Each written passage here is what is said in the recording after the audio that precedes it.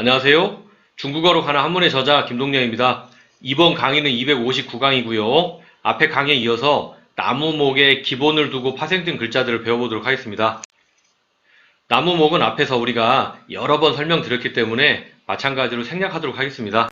첫 번째 글자는 북다주, 그리고 두 번째 글자는 구술주입니다. 북다. 북다는 거는 빨간색을 얘기하는 거죠. 이 글자를 보면 일단 글자 안에 우리가 쉽게 볼 수 있는 건 나무목자가 이 글자 안에는 현재 들어있습니다. 자, 여기까지만 하면 나무목입니다. 원래 어원은 건물을 지을 때 사용할 나무에 어떤 표식을 하는데 그 표식이 빨간색이었다. 건물 짓는 나무. 빨간 표식했다. 하지만 이걸 쉽게 외우는 방법은 자, 가시나무에 손가락을 찔렸을 때 피가 나죠? 그러면 빨간색 피가 나옵니다. 그래서 제가 동영법으로 쉽게 외우도록 설명을 드리는 거고요. 사람 인자는 우리가 앞에서도 여러 가지 형태로 배웠는데요.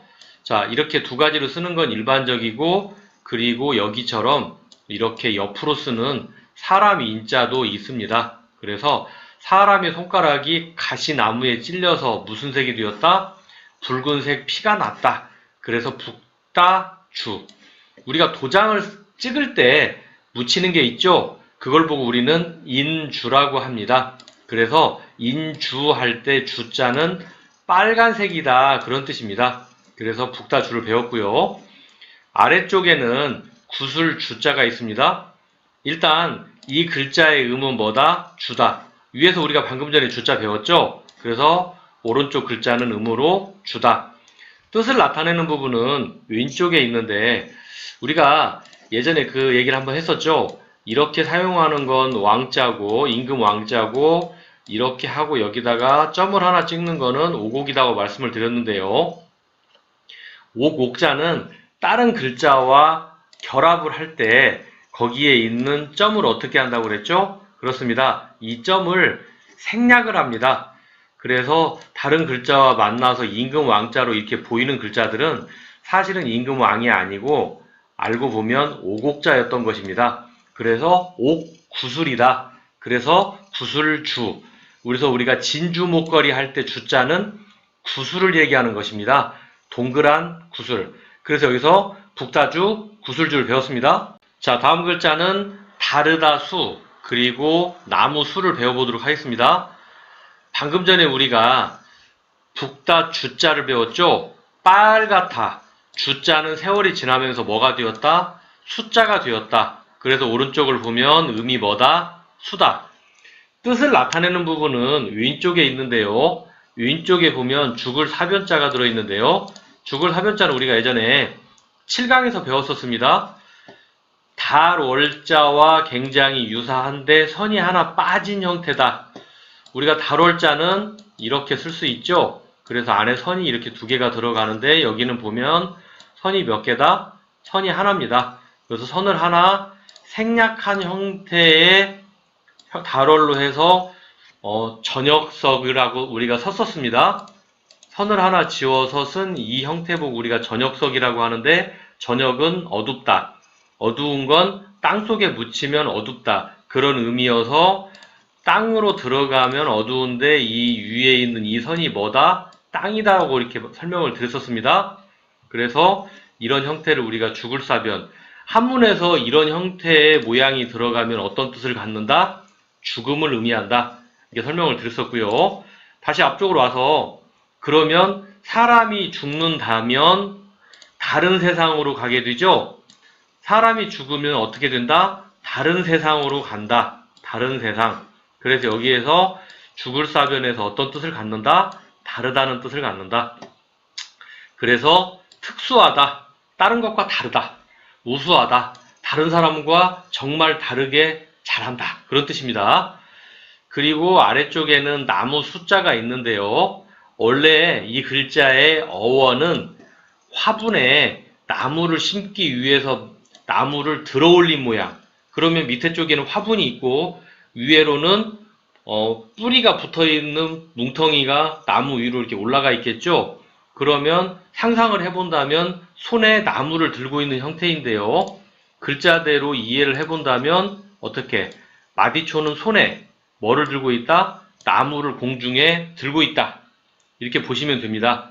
제가 이 글자를 좀 쉽게 유효하게 하기 위해서 선비가 콩을 심는다 이렇게 제가 한번 묘사를 해봤습니다. 콩 두자는 우리가 이렇게 배웠죠? 앞에서.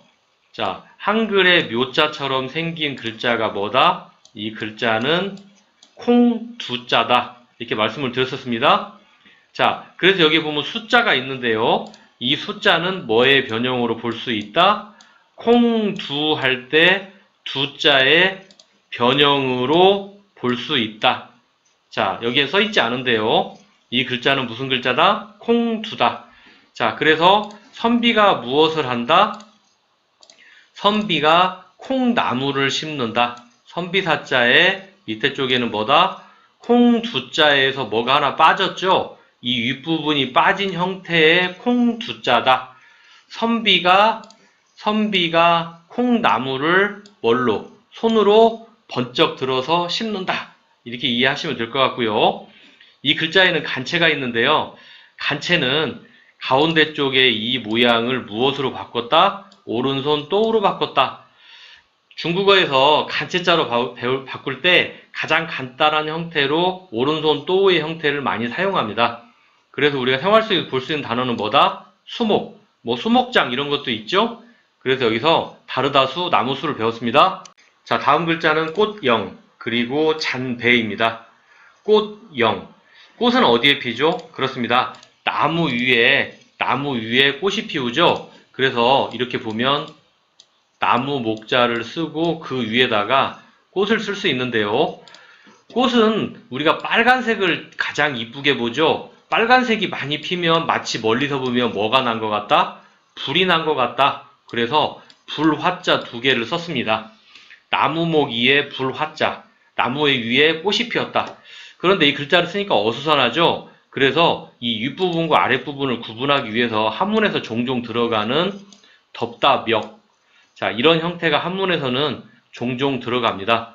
어떤 의미가 있는 것은 아니고요. 윗부분과 아랫부분을 구분하기 위해서 많이 사용합니다. 그리고 이 글자에는 간체자가 있는데요. 간체자는 여기 위에 있는 이 부분, 불화자 두 개를 풀초자로 바꿨습니다. 중국어 간체에서는 종종 불화자 두 개를 풀초자로 많이 바꿉니다.